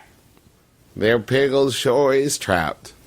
Hi everybody. We're just gonna jump in real quick, just interrupt the adventure super quick. Well, and then we'll get back to it. I know you're on the edge of your seats. You pay for the whole seat, but you'll only use the edge. You actually didn't pay for a seat at all, did you? Freeloader. Did you not pay for this goddamn podcast Again? We're gonna just real quick throw a money zone at you, and then we're gonna get back into the adventure. Just real quick, I mean, as long as we are talking about nerd shit, let's talk about programming and coding and stuff. Well, we've been talking a lot about fantasy, but here's a fact. Mm-hmm. Coding has become the most desired job skill of 2014. And probably like 2030, basically every year since computers. And probably for the next at least 6 years before computers become obsolete. Yeah, before we move on to organic processors, Right. tree pewters. Here's the good news. You're not up shit creek if you don't know anything. If you don't know shit about shit, you need to get on 1 month. 1 month has a lot of different sort of coding disciplines that you can learn. For instance, 1 month HTML is the easiest way available to learn how to code websites and make websites. Here's how it works. It's called 1 month because it takes 1 month. You spend 30 minutes a day, and you will start from scratch, knowing nothing, and they will shape your mind, mold your mind, into something that will be capable of shaping and molding a website. And from like the first day of class, you start building your own website. And so, Yeah. like by the end, not only do you know how to do it, but you've got basically the beginning of a portfolio to show to other people. And As somebody who has started to learn coding, like figuring out how to make a website is not like actually super difficult, and it's super rewarding once you get it going. It's the then it's all the polishing and refining that's like so gratifying. It's a really genuinely fun process, and you can do it with 1 month. They have a community of like 12,000 students that you can chat with and help out and be helped by. You get hands-on training from the people at 1 month. They do like video tutorials for you, specifically for you. And yeah, even if you already know HTML, they offer so many other classes. They have 1 month Rails, CSS classes, stuff. There's going to be something there you don't know. So just head to onemonth.com/mybrother, and that'll get you 25% off. So that's onemonth.com/mybrother, all one word. It's 30 minutes a day for 30 days. Trust me, you're going to love it. Yep. Also, just want to mention that my brother and me, or whatever this Dungeons and Dragons episode, whatever label that falls under, we're still trying to figure that out. My dragon, my goblin, and wizards. Would it be my? Well, I guess we could say my human, my halfling, and me. That doesn't make sense. Yeah. Also, it's racist. Anyway, this show is supported by Harry's.com. You've probably heard of Harry's from our show, or more realistically, just from like existing in the world. But they offer a better shaving experience for a fraction of the price of other shaving tool sellers. If you're like, I always hated. I mean, I don't shave as much now because I'm living my life as a bearded man. But whenever I did, and I had to get new razor blades, and like it was a whole ordeal, and people judged me at the Walgreens, and it's so much easier and so much cheaper with Harry's. For $15, you get a set that includes a handle, 3 blades, and shaving cream shipped right to your door. $15. I swear, you go to any store, that's going to cost you like $60, $70. If you're a fancy Gus, or a fancy Gertrude, you can even get a custom engraved shaving handle. That way it stops people from stealing, because they're like, I'm going to tell, oh, nope, this is Griffin's razor. Nope, that one's on me. And if this sounds like a great idea, it's actually from the same person who started Warby Parker. So I guess the sole proprietor of good ideas right now. And I would say that this is a unisex razor. You know, you see lots of stuff nowadays about people trying to say, like, this is a men's body wash, and this is ladies' shampoo. There's a razor. Fuck all that. There's a razor for everyone. My wife uses my razor. I don't like it, but she does it, and she loves it. So check it out. Ladies, gentlemen, harrys.com. It's convenient and easy to order online. If you go to harrys.com and use the promo code MYBROTHER, all one word, MYBROTHER, you'll get $5 off your first purchase. And not only does that benefit you, it benefits us. Every time you use one of our promo codes, it tells our advertisers they were smart to invest in us and that our listeners are awesome. And they send someone to our door to shave us. Mm-hmm. Our backsides. Whether we like it or not. Whether we like it. Please, no. Please, you shaved me this morning. Not again. Not again. You've shaved off 2 layers of skin. So it's harrys.com, promo code MYBROTHER. Check it out. You, if after this podcast you're feeling down because you just want to hear more nerd shit of us like rolling dice and pretending to fight goblins and stuff, and you're feeling sad, why don't you boost your spirits by listening to some good tunes? Might I suggest downloading a new album called Sketches by the band Red Sky Phenomenon, which, this is fun, actually features a remix by the host of Song Exploder, Rich K. Sherway, a Max Fun podcast, for $2 American. Just go to... That's like a really good deal. Yeah, for some tunes, fuck it. Just go to redskyphenomenon.bandcamp.com. You can sample the tunes. It's an electronic album. I would like to read this info real quick. Yeah, please. Okay, go to redskyphenomenon.bandcamp.com to download the new electronic album, Sketches, for only $2. I'm spending $200 for this message because I love MBMBAM and I don't even have a job. So the least you can do is download the album, featuring a remix by the host of Song Exploder and 1AM Radio. So if you don't go check that out, then you have stolen this man's $200. Yeah, That's we need at least 100 of you to do this, please. Also, I have a message for Heather from Mikey Person and Mikey Cat. Oh, I thought Mikey Person was like a name, but that's like a person named Mikey. Oh, I see. There's Mikey Person and Mikey Cat. Don't get it twisted. Don't get it twisted. Mikey says, to Heather, to my beautiful wife, a message from our favorite brothers. Your beauty, humor, Skyrim skills, and intelligence get better every year. Happy birthday, even though you will be on a plane to Thailand on your birthday, from your husband, Mikey. I mean, you can wish somebody happy birthday, even if they intercontinental. You know what I mean? Mm-hmm.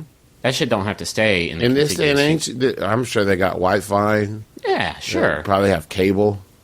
Listen, Mikey. You sound fucking stressed out, man. I don't want you to worry about this. We got this, and Heather got this. She received it. Everyone's got this. You got my guarantee. Happy birthday, Heather. So we're gonna get back to the adventure and shit. We had a lot of fun recording this, I think it's safe to say. I did. I don't know if you did, Travis. Well, I mean, it was all right, I guess. I had a pretty good time. I would like to do it more.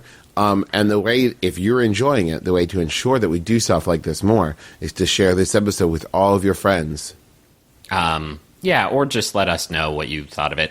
I've never really DM'd before.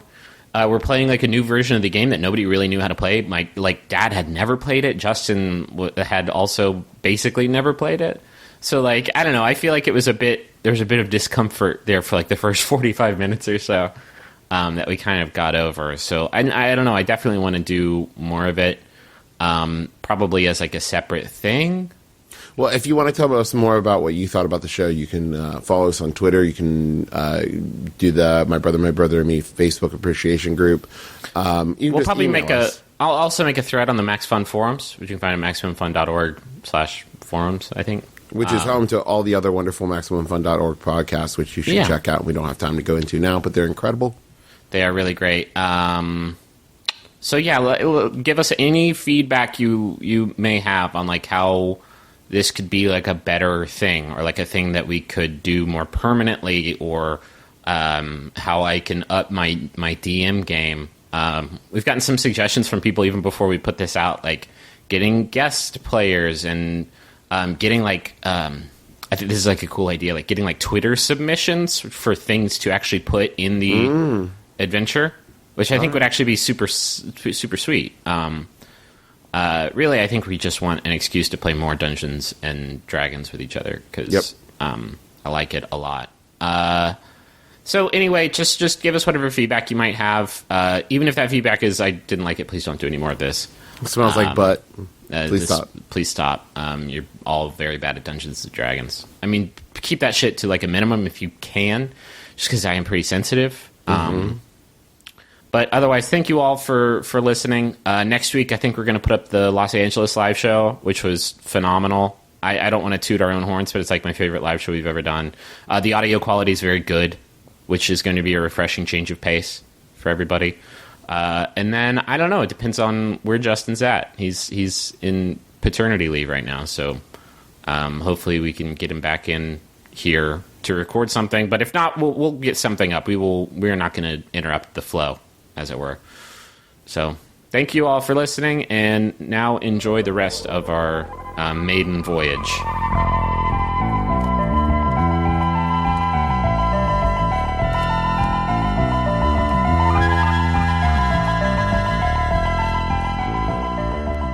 So you follow these drag marks down the trail, and they're pretty easily followed.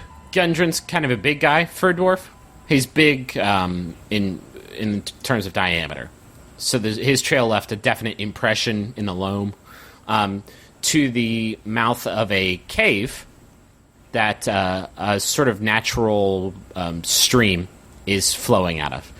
Pretty wide stream, not especially deep. Is it beautiful?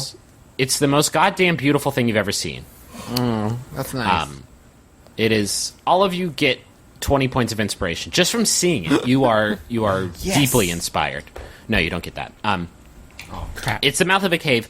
Along sort of the stream, you can sort of see into the cave a little ways, and you can see basically the cave is comprised of a path along the right side of the mouth of the cave that leads in alongside of the stream, basically running perpendicular. How to far it. into the cave can we see?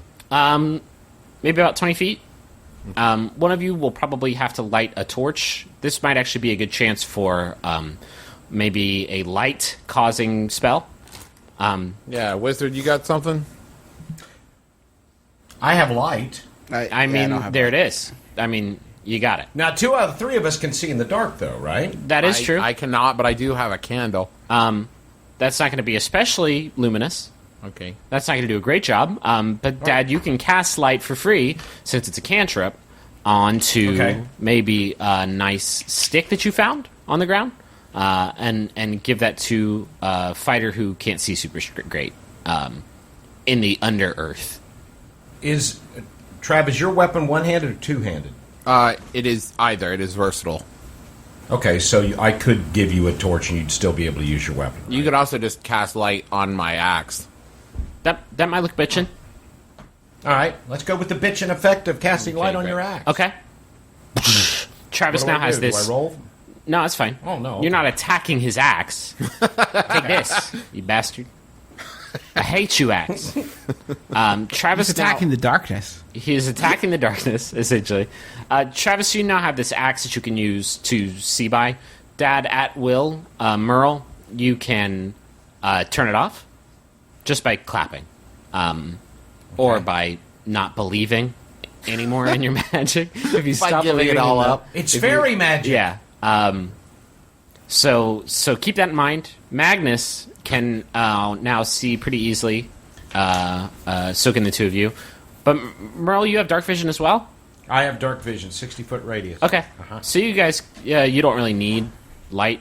You can maybe see a little bit further if you had a torch, but 60 feet, this cave's not going to get much wider than 60 feet at any point. I'll so lead you're the fine. way with the light. Okay. You are leading the way. Not too far into the cavern.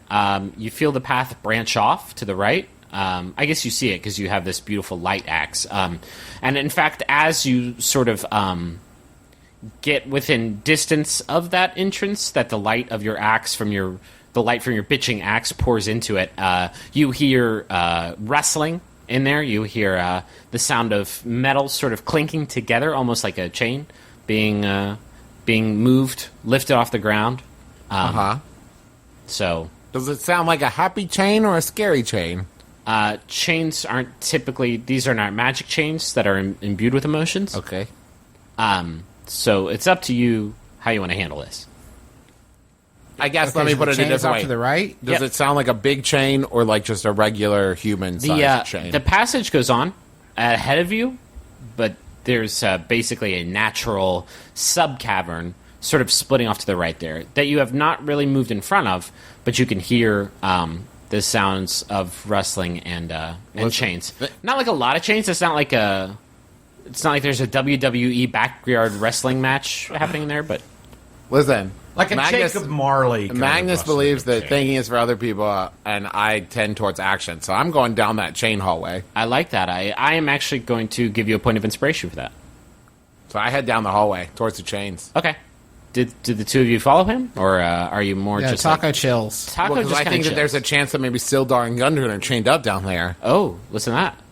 Okay, So I'm going to help. you head in. Merle, what's your position on vis-a-vis I call chains? out, "You fool! Wait for us!" you shout loudly down the cave. It bounces down the halls of the cave. And Oh, cool. you don't hear any response Now to they that. A wave Now of, they definitely know a wave we're of here. bats comes Excellent. pouring out. A wave of gas? Bats. Bats. Baseball bats. Do the bats have gas? They definitely do. Yeah. They're Roll a gas-powered perception bats. check to see if the bats look gassy. Okay, I guess I follow them. Okay. Well, I am chilling. Taco There's no them is to actually, follow. Taco's on team Hangout. Well, I only go by 25 feet. Like, I'm not going to get too far away. Well, no, I'm we're just not. going We're down not a in bit. combat, so there's no order. So Okay, well, I don't want to get too far away from them. So, Okay. listen, I'm foolhardy, but I'm not stupid. Yeah, you're not So I'm fool- going to go down the hall, the 60 feet that they can still see me and I can still see back. okay. You space yourself out a little bit, and you just sort of turn the corner into this cavern and sort of wave your axe around, hoping to cast some light on the things that you see in there. Inside, you see decent-sized cavern. No furniture, no furnishings to speak of whatsoever. There are stalactites, which is the one that comes up out of the ground. Stalagmites. Mites. Are you sure about that? Stalactites. It goes towards the middle. Stalactites are from the ceiling. You see some See, bitching, stalactites for ceiling. bitching cones of rock Pointy rock things. built into the earth, and coming out of them are these big metal rods connected to chains, connected to wolves. 3 wolves. Kill the light, kill the light, kill the light. You can, Yeah, but I you mean, have to say kill the light. if the they're natural, chained. What are they gonna if do? the sounds you're Okay. making as you're moving down the cavern didn't disturb them, the shout of "Hey, you, be more careful!" definitely woke them up. But they're not like growling. They're not. They don't seem especially violent right now. I actually have animal handling skill pretty good. Well, of course you do. I do. My incredible folk hero character. nature. I'm a farmer. Carpenter. What's your animal handling? What is your animal handling? +3. Okay. Yeah, so's mine. Okay, well, fuck you. I'm gonna go check. Every on these- father wants to hear that from his son. I'm gonna. You're not his father right now, are you? You're his adventuring companion. Oh, that's right. I'm going to cautiously but confidently approach the wolves. If anything is more important, what you're dealing with wolves, you got to be confident because they can smell Exactly. that. I don't want to appear weak because the predator prey behavior is going to kick in. Okay, Listen, I know about animals. With every passing step that you draw closer to them, they seem more agitated. A couple of them are snarling at you now. They are. But there's nothing else in the room other than these wolves. Make a perception check. 20. A 20. You notice actually in the back of the room you see a crevice, almost perfectly in the back of the room, across from the entrance that leads upwards. Almost like a natural chimney, kind of built into the cave there, that leads up to another chamber. It's very, very, very tight quarters. It's about 25 feet up. It's straight up though, like we wouldn't be able to shimmy up it. It is straight up. I mean, you might be able to spider climb your way up there, but it would be very, very difficult. But that's the only. So the wolves and this crevice are the things In in that this crevice, yeah. room. Okay, so I'm going to back away Why from does the Travis always go first? because I rushed into the room. He said he wanted to. All right, fine. Listen, that's going to be great every time but once, and then you're going to need a new brother. I'm still chilling out here. If anyone's curious. Okay. Magnus, That was in what's character. your Wait, what's you've your got. Do you have illusion? Do you have something that you can? You can't ask me that. I'm not in there with you. He's right. All right. You're correct. I'm tired of play. I want to play Dungeons and Dragons. I'm tired of asking questions about Dungeons and Dragons. Great. So I'm going to head play back up and I'm going to Dungeons say. Dragons. So there's some wolves down there. Doesn't seem like it's worth it. Let's keep going. Excellent. Well, I trust your judgment. Okay. I'm On into we that. go. I'm into that. Yeah, sure. All right, so you can continue down the cave. It's getting very dark. Basically, the natural light that was coming in from the mouth of the cave it was providing quite a bit. So you can see until now, basically, and now you need your light axe, your mag light, to really get around. Merle and Taco, I almost forgot your name. impossibly. You don't need it. You can see basically just fine down here. So as you are moving down the cave alongside this stream, you notice across the stream to the left is another passageway, but this one is just like covered in rubble. It seems like it's collapsed down a ways. And make also a perception check, looking down the length of the cavern, in the direction you're moving. Yeah, 9 for me. 12. 14. A 14? Okay.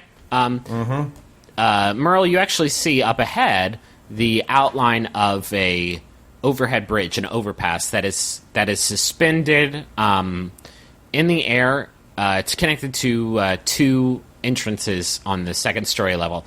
It looks like it's connecting 2 passageways higher up in the cave, a second story of this cave. Oh, I bet that shimmying up chimney thing would have really helped us here. Probably put us on that second level. Maybe. You also see the outline of a figure sitting on top of the bridge. I'll call out to him. Hello, friend. You're using common, I'm assuming, to do that? No, Elvish. Oh, Elvish. Just in case there's some underground elves. You hear a questioning grunt, like, huh? And then I try getting... No, shut the fuck up. I try getting Goblin. you try to get a goblin. You don't know goblin, so you kind of yell. Yes, I do. It's one of my languages. Is it I know really? Common, Elvish, Draconic, Dwarvish, and Goblin. Okay, what do you yell?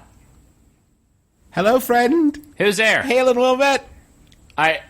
You don't sound like anybody I know. We're just exploring. We've taken a wrong turn. You certainly have. I would actually heartily recommend you turn around. This is not a great place for tourism. Where we found ourselves. He does not know how to handle that situation. Come a little bit closer. Show yourself to me. Come closer? Come closer to Did you the say? overpass. This is a good time if you've got any illusion magic. I will warn you, we're very dangerous, though we mean you no harm. I would not suggest launching an attack on us. How dangerous are you? How dangerous are we talking? Level Go ask 1. go ask the goblin cut in half how dangerous we are. You cut a goblin in half? Yeah, but he wasn't cool excellent. like you. Excellently. Well played. I was just trying to establish a rapport. Now, to be fair, Merle doesn't speak Goblin, and neither do I. Okay. Oh, that's right. You He just doesn't hear like understand. a blah, blah, blah, blah, blah. So, do you have gold Sorry? in you? Bold. Bold question. Sorry. Where are we? You're in our hideout. You were making me extremely uncomfortable. I don't know who you are, what you're doing. Dungeon We sometimes Master. take new recruits, but like I seeing you is certainly My part of the name- interview Tell 'em we're process. looking- Dungeon My Master. name is Taco. A friend of ours was taken, and his horses were killed. We're searching for Oh our shit! friend. Yeah, we did that. Hey guys, someone's here. Guys, it's the guys from the horse thing. Use Mage Hand. Use Mage Hand. Push him off. I need the 3 Wait, of how you. close? How close am I, Griffin? You are. You managed to get about 20 feet in there. But as he yells, he readies his weapons. So go ahead and roll initiative. Push him off the thing with your Mage Hand. Oh my god! How'd you I do? got 17. Dad, Merle got a 4 or I got a 10. Okay. I got it. Merle got a 10. And Taco got a 4. 4. Yikes. Is that with your modifiers? Yes, we're just going to give you the numbers with the modifiers from now on. Yeah, I got 17. Oh, Jesus. Okay. That's very good. That's a 2. Plus 2 equals 4. Okay. So you have this one goblin on the overpass, and after his word of warning, Nobody's really rushed to his aid, either by the two entrances the overpass connects or from the depths of the cave that you're facing. You do hear in the distance down the length of the cave an extremely loud racket. You hear voices saying something. Taco, you can understand, as one of them says, two voices talking. You hear one say, "Really?" And the other says, "You heard him." And then you hear a banging, almost like somebody's hitting something against something else. You can't exactly... Unless you see it, you can't really tell what the noise is. But you hear a pretty terrible sound coming from down there. And top of the order is Magnus. So I am gonna hole up in that. They're coming from behind us. They are coming from... nobody's coming. You can't really determine. The voices you heard are actually coming from in front of you. Behind the overpass. The overpass is in front of you. Behind that is deeper. Okay, great.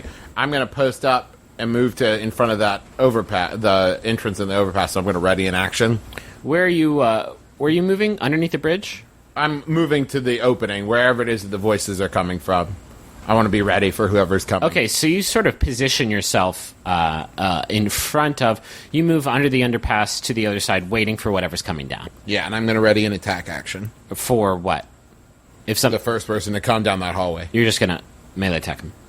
Yeah. Okay. So... And by the way, I've got my shield and my axe. Okay. So to explain, you can ready an action as an action. You basically have to say what you're going to do and what's going to trigger it. So maybe you're not in a good position to do something right now, but you will be if somebody moves closer to you. You can ready that action and then use it basically as soon as the trigger pops. So you post up there. Next in the order is Merle. I'm going to cast Shield of Faith Okay. around Magnus. Okay. Can you explain what that does? Shield of Faith. Shimmering field appears and surrounds a creature of your choice within range, granting it a +2 bonus to AC for the duration. Okay. Baller. Now, And are you going to move or do anything else? I guess that's your action. that was my action. Okay, so Travis, you have +2 to AC. Yeah. And Dad, I think you just expended one of your spell slots. Yeah. Okay. Cool. Then the order moves to the goblin on the overpass. He sees you put a magic, beautiful shield around this already heavily shielded fighter in the front. So he sort of turns his attention off of Magnus. He's pretty sure he can't penetrate all that. And he's actually going to aim at Merle with a short bow.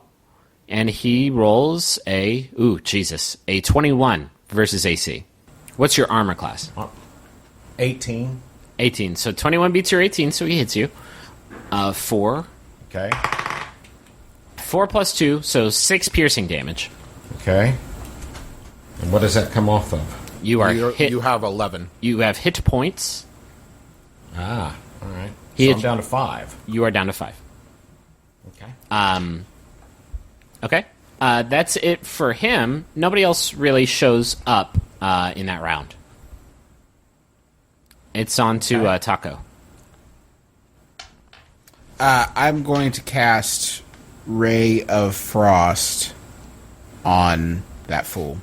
The goblin one on that's the 20 bridge. feet away Up on from the me. overpass? Of the overpass goblin. Okay. 24. 24. That is a hit. That's just to make sure. Where am I? Yeah. Okay. Yes. Now, I'm sorry to interrupt. Are you sure it's not just a saving throw, just like Yes. it is when Dad used one? No. Some range attacks, some range spells are range attacks. Okay. Some are saving throw. Think of it like if it's coming down on like an area, they make a saving throw to get out of the way of it. If it's something that is firing sort of like a arrow, then it's a range attack. Gotcha. So Justin hit him. All right. Yeah, you got to roll damage. Coming up, we got 8 damage. Nice. 8 damage. He takes all of that. It sort of knocks him back a little bit, but he maintains his footing on the overpass. He looks like he's about to kick it. He looks real bad. So that is the end of the round. From the back of the hallway that Travis just ran up very valiantly to defend, you hear almost like something has just fallen over, and then immediately after that, you hear the telltale sound of rushing water. Tits. Okay. It is back to Magnus, the heavily shielded, very, very brave fighter. I'm suddenly very worried about the wolves in the back. They're going to drown. That passageway actually goes up, so don't worry about those wolves. I would worry more about yourself, your body. Gotcha. Well, it seems pretty limited in what I can do, so... The stream next to you has also, when that happened, just sort of picked up a little bit, sort of got kind of fast. I'm going to step to the side. To what side? So what we're looking at here is kind of an opening underneath the bridge, and that's what I'm standing in front of, correct? You're basically a little bit in front of being under the overpass. It's about 10 feet up. Great. I'm going to head back Okay. to where my buddies is, and then I'm going to shoot the little goblin with my short bow. Okay. Okay, unless there's something else I can do. No, you're just going to sort of stand there. Yeah, 23. 23, that is a hit. Okay, great. And then D6 plus 3, 5. You hit him square in the chest, and he says, "Wow, you guys weren't kidding." And then he falls off the bridge, limply into the stream. That's the same one that I'd been attacking. Yep. Yes. Yeah. It was Okay. the only one. Kudos all around. High fives. So We've there are done no it more again. monsters, but we are still in initiative order. We will move on now to Merle. Do we have? Are you saying we no longer have access to the chamber that had the wolves in it? That chamber was back a ways. You couldn't dash All right. back there. Then I say we need to cross the. I'm going to cross the overpass. Okay. You aren't on level with it. It's about 10 feet up. Oh, I see. So okay. So it does not come to our level and then overpass. I gotcha. Gotcha. Well, obviously we need to move forward and get out of the way of the water. Forward is the direction the water's coming from. Does there seem to be any way to get up to the overpass level? I mean, you can climb. Oh, then let's climb. Well, you are already acted. Merle I can. understand that. I will climb. I will climb. What do I need to do? You will make I'm going to try to climb up to the overpass. Okay. To climb, you make an athletics check to basically scale up the wall. You're not climbing that high, and there is like a rocky, craggy surface, so Okay. it's not an especially difficult check, actually, to get up there. The bridge is relatively rickety. It's of goblin construction, so it's not amazing, but it looks like it'll hold your weight. Okay. So I roll a 20-sided die. You roll a 20-sided die, and you add your athletics. All right. I rolled a 3, so my athletics is 4. That makes it 7. That is not sufficient. You start to climb up the rocks. They're a little bit wet from the moisture in here. You slip off. You don't take any damage because you're probably only a few feet up, and you're not a very tall person. So, I mean, that is a significant distance, but you do land on your ass. And you're embarrassed. Ow. You take 10 embarrassment points. 10 psychic And I damage. peed a little. Okay, you peed a little bit. You might be advanced in years. Maybe you pee a little bit every time you take any damage. I don't remember saying anything about my age. All right, Taco, hurry, we got to do this. It's on to... Meryl, Yeah. Meryl, don't forget to. You look damaged. If you have some sort of way of healing yourself, be sure to Oh, gosh, explore that's right. that. You're injured. I will attempt the same climb that felled my friend Merle. Okay. I have no athletics. Here we go. 14. What'd you roll? 14. 14. That'll do 14. it. You Look at a lucky first timer's luck, huh? you scurry up the rocks, and you manage to climb on top of this bridge. If you feel it sway and shake a little bit underneath you as you get up there, but it holds fast. That is the end of the round. Suddenly, a horrifying wave of water, a wall of water, comes hurtling down the cave and basically blasts into our heroes that are on the ground level. First, it hits Magnus, and then shortly thereafter collides with Merle, who is still on his ass. It starts to sweep you away.